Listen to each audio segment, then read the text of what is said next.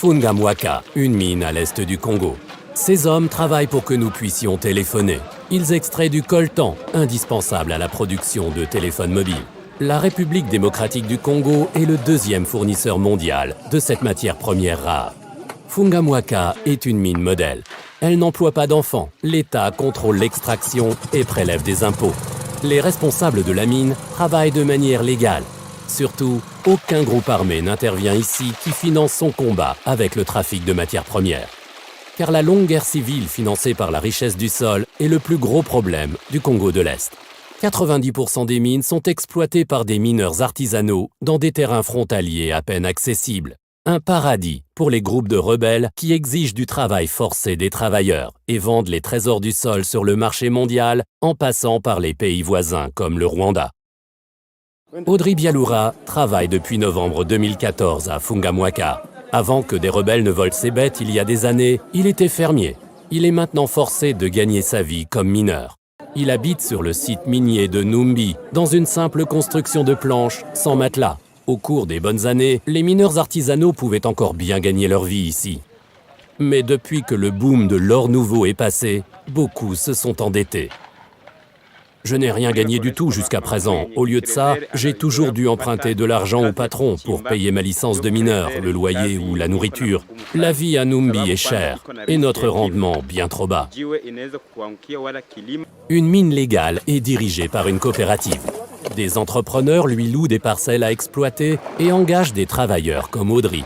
Le gain est partagé. 50% reviennent aux gérants. Les minerais sont lavés du sable à la pelle, comme aux anciens temps des chercheurs d'or. Dans la capitale de province, l'étain ne rapporte guère plus que 5 € par kilo. Le coltan, quant à lui, 20 €.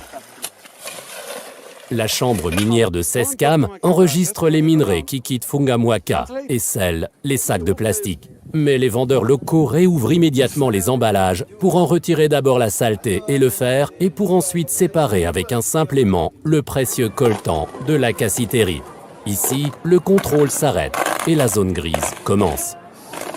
Des matières premières sont par exemple souvent transportées la nuit depuis des mines illégales vers les zones minières officielles. Comment peut-on l'empêcher? Bukavu, la capitale de la province du Sud Kivu.